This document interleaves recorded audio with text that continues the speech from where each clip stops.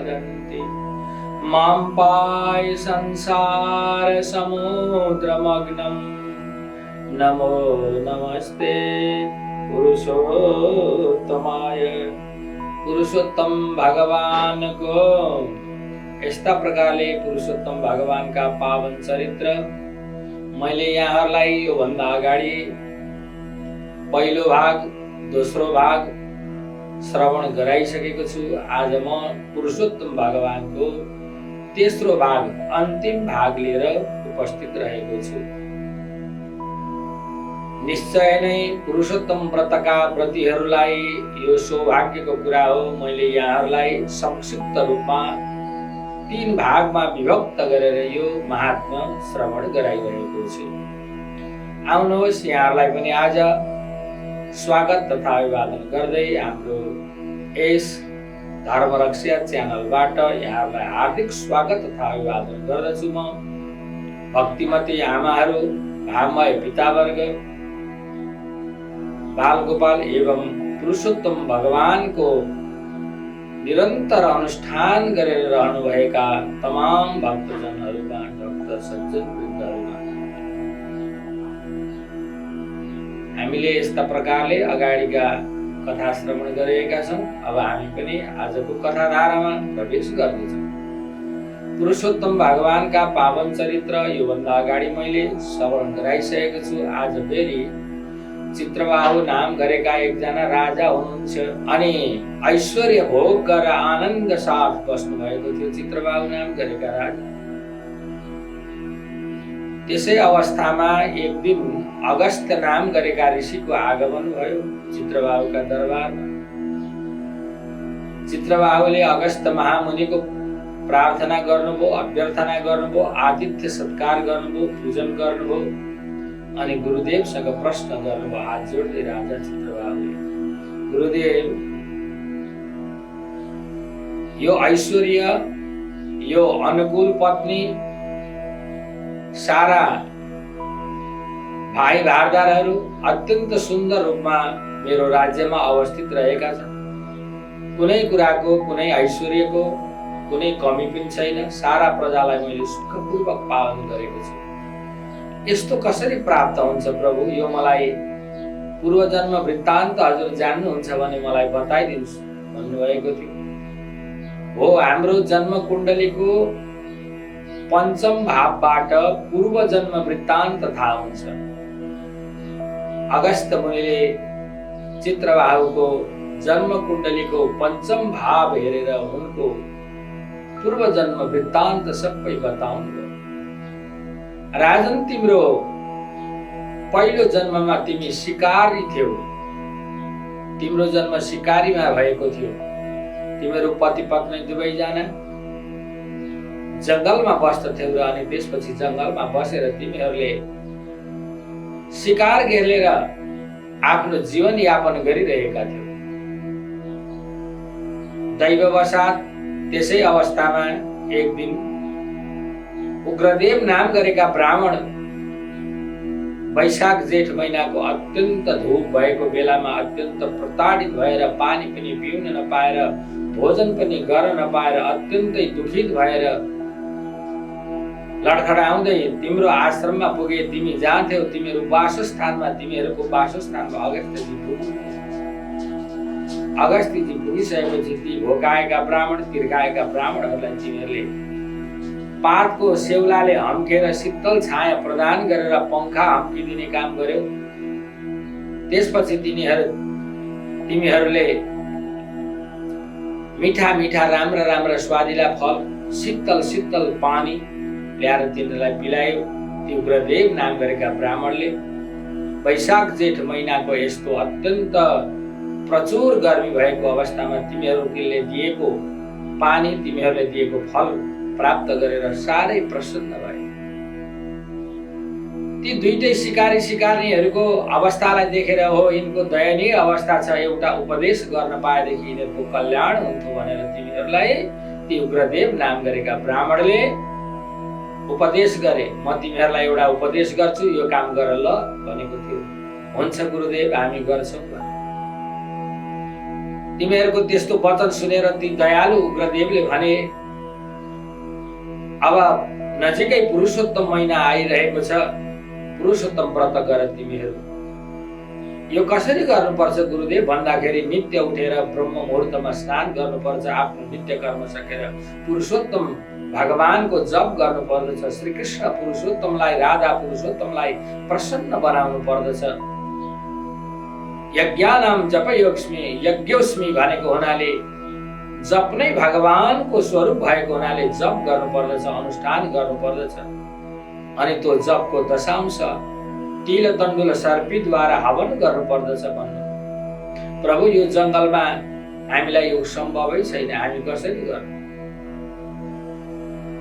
जङ्गलमा फलफुलहरू पाइन्छन्, यही फलफुल खाएर तिमीहरू, कन्दफुल फलफुल खाएर तिमीहरू फलाहार गरेर तिमीहरू व्रत गर, सकिन्छ भने निराहार, सकिँदैन भने फलाहार गरेर यस्ता प्रकारले तिमीहरूले फल गर। यो व्रत गर्न सक्छ, व्रत गर। अनि अखण्ड दीप बाल्नुपर्छ, दीप बालेर पूजन गर्नुपर्छ, दीप बालेर नै जप गर्नुपर्दछ भन्दाखेरि प्रभु हामी जप कसरी गर्नु? हामीसँग त कुनै कुरा छैन बाल्ने तेल। तिलको तेलमा बाले पनि हुन्छ, घिउमा बाले पनि हुन्छ भनेको थियो। न हामीसँग गाईको घिउ उपलब्ध हुन्छ, न हामीसँग तिल नै उपलब्ध छ, तिलको तेल पनि उपलब्ध छैन प्रभु भनेको थिएन। जङ्गलभरि चिउरी पाकेका थिए, ती चिउरीको दिउल निकाल, त्यो चिउरी निकालेर त्यो चिउरीको तेल पेल, त्यसैबाट अनि तिमीहरू चिउरीको घिउमा बत्ती बालेर जप गर भनेको थियो। ती अगस्त्यजीले भनेको उपदेश अनुसार तिमीहरूले, उग्रदेव तिमीहरूले यो व्रत गर्यौ। पुरुषोत्तम भगवान प्रसन्न हुनुभयो। चिउरीको घिउमा बत्ती बालेर गरेको पुरुषोत्तम भगवानको जपद्वारा प्रसन्न भएर भगवानले तिमीहरूलाई यो ऐश्वर्य, अनुकूल पत्नी, अनुकूल भाइ भारदारहरू अनि ऐश्वर्य प्रदान गरेका हुन् र अकण्टक राज्य मिलेको हो चित्रबाहु भनेर अगस्त्य मुनिले यस्ता प्रकारले चित्रबाहुलाई उनको पूर्व जन्म वृत्तान्त समस्त ल्याएर सुनाउ। अर्को पनि छ पुरुषोत्तम व्रतको कस्तो महिमा छ भन्ने सन्दर्भमा केरल नाम गरेको देशमा अत्यन्त एकजना लोभी ब्राह्मण, धन भएर पनि नभएको 10 घर मागी मागी खाने यस्ता प्रकारका कदरीय अर्थात् कन्जुस ब्राह्मण। पैसा भएर पनि छैन, खान पुग्दैन भन्दै भन्दै मागी मागी हिँड्ने, आफू दान पनि नगर्ने, पुण्य पनि नगर्ने, तीर्थ पनि नजाने, आफू पनि नखाने, अरूलाई पनि खान नदिने, आफू पनि राम्रो कपडा नलगाउने, आफ्नो आफन्तहरू परिवारहरूलाई पनि नदिने यस्ता प्रकारको कदरीय नाम गरेका ब्राह्मण थिए। तिनी एक दिन के गरेछन् त भन्दाखेरि चित्रकुण्डल र तारकाले व्रत गरिरहेको ठाउँमा पुगेछन्। चित्रकुण्डल र तारका नाम गरेका दुईटा वैश्य थिए।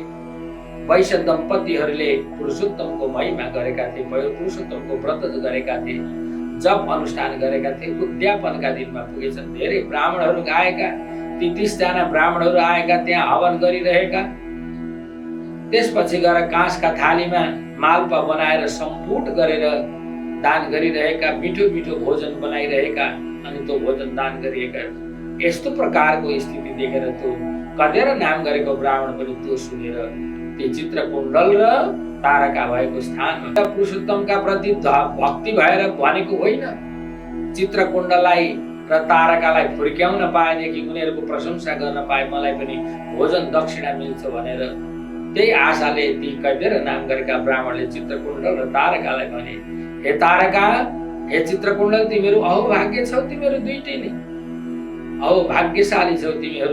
तिमीहरूको दाम्पत्य अत्यन्त सुखद छ, किनकि तिमीहरूले दुईटैले मिलिकन यो पुरुषोत्तमको व्रत गर्यौ, अनुष्ठान गर्यौ। आज तिमीहरू यसको उद्यापन गर्दैछौ, तिमीहरू कति भाग्यमानी भनिकन यस्ता प्रकारले त्यो कदरे नाम गरेको ब्राह्मणले चित्रकुण्डल र तारकालाई प्रशंसा गरे। कसको प्रशंसा भन्दाखेरि पुरुषोत्तमको व्रत गर्ने वाला व्रतालुहरूको प्रशंसा गरेका थिए।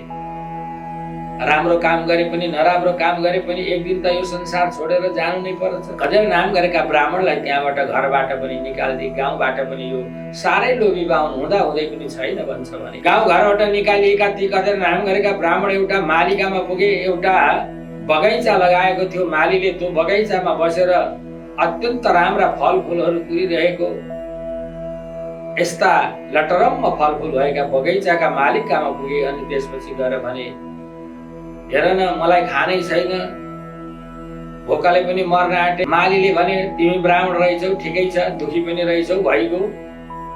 त्यसमा तिमी एउटा काम गर, यो मेरो फलफुलको बगैँचाको रक्षा गर। यहाँ बानरहरू आउँछन्, चराचुरुङ्गी आउँछन्, पाकेका फलफुलहरू सबै खाइदिन्छन्। आँप, कटहर, लिचीहरू, केराहरू हुन्छन्, यी सबै खाइदिन्छन्। यसलाई तिमी संरक्षण गर।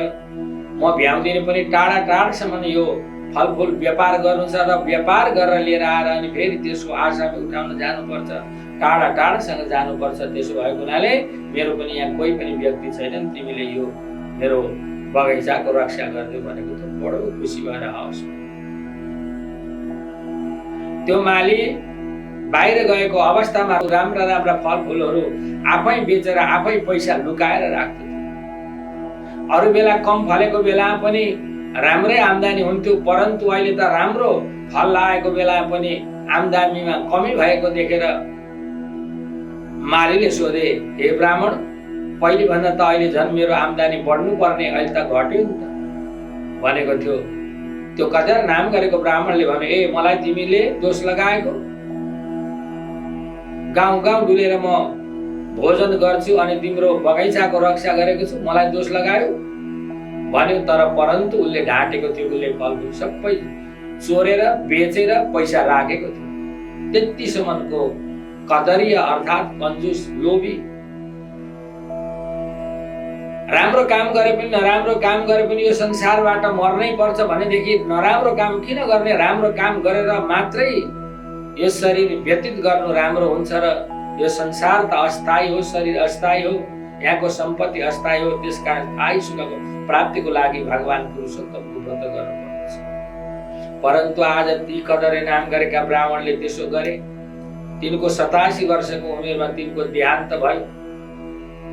चित्रगुप्तले लगेर कदरे नाम गरेका ब्राह्मणलाई लगेर सोधे, यिनको के रहेछ हेर भनेर यमराजले भनेका थिए। यिनले कुनै पनि गर्ने काम त केही गरेकै छैन, न सन्ध्या वन्दन गरेका छन्, न पुरुषोत्तमको व्रत गरेका छन्, न आफूले खाने, न अर्कालाई दिने, दान पनि नगर्ने, पुण्य नगर्ने, तीर्थ नगर्ने, कुनै यज्ञ यज्ञादि नगर्ने, अत्यन्त महाको लोभी। एउटा चाहिँ त्यसको पुण्य देखियो चित्रगुप्तको खातामा, एउटा पुण्य रहेछ कि त भने चित्रकुण्डल र तारका नाम गरेका दुईटा वैश्य दम्पतिहरूले गरेको पुरुषोत्तम व्रतको प्रशंसा गरेको हुनाले यति चाहिँ अलिकति पुण्य बाँकी रहेछ।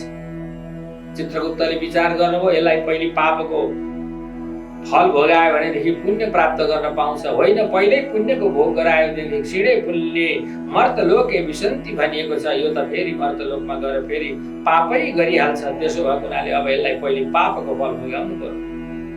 फल चोरेको हुनाले गरुड पुराणमा पनि धेरै प्रकारका जे चोरी गरेको छ त्यही अनुसारको जुनी प्राप्त हुन्छ, जीवन फेरि प्राप्त हुन्छ, त्यही जन्ममा लिनुपर्छ भनेर लेखिएको छ। गरुड पुराणमा पनि आउँछ।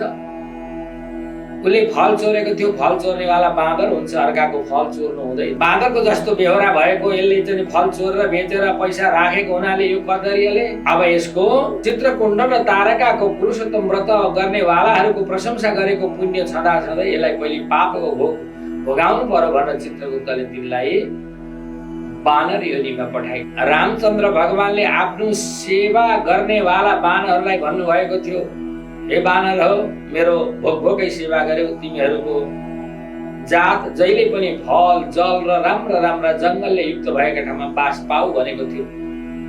ऊ पनि बानर भए, बानरकै बथानमा जन्मेको थियो। त्यसो भएको हुनाले उसलाई मृग तीर्थको अर्थात् कालञ्जर पर्वतको बास प्राप्त भयो। मृगा कालञ्जरे गिरौ। त्यो बाँदरले एक रुखबाट अर्को रुखमा उफ्रेर जान खोज्दाखेरि तल पछारियो। अनि त्यस अवस्थामा उसले फल पनि खान सकेन, फूल पनि कुनै पनि खान सकेन, फलफुल पनि खान सकेन, पानी पनि खान सकेन। पानीका कुण्डका नजिकमै परिरहेको थियो, पानीकै कुण्डमा। त्यसै अवस्थामा पुरुषोत्तमको व्रत परेको रहेछ। उसले दशमी, एकादशी, द्वादशी, त्रयोदशी, चतुर्दशी यस्ता प्रकारले पानी र फल पनि नखाइकन बस्नु परेको थियो बाध्यतावश।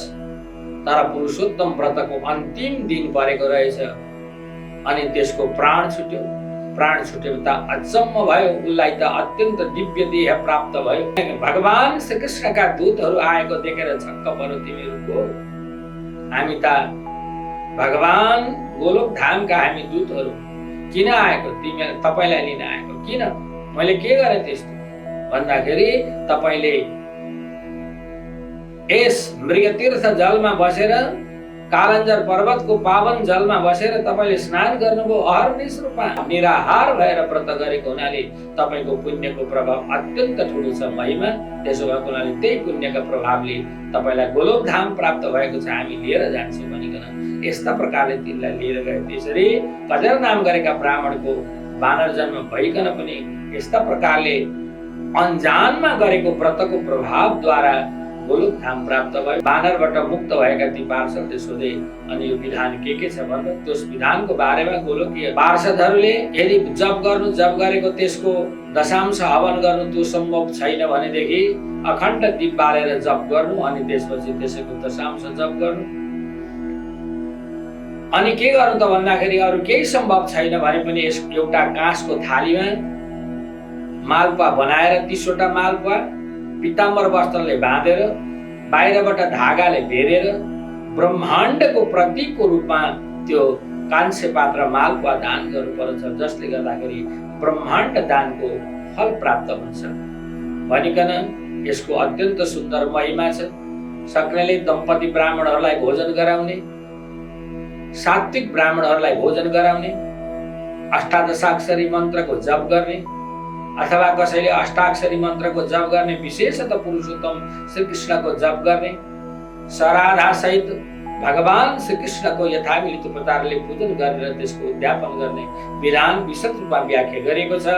परन्तु मैले यहाँलाई संक्षिप्त रूपमा यो तेस्रो भाग पनि निवेदन गरेँ। यसलाई श्रवण गरेर हजुरहरूले पनि शेयर गरिदिनु होला, किनकि मैले तपाईहरुलाई दिए, तपाईहरुले पनि जति धेरैलाई दिनुहुन्छ त्यति धेरैलाई पुरुषोत्तम व्रत सुनाएको पुण्य फल प्राप्ति हुन्छ।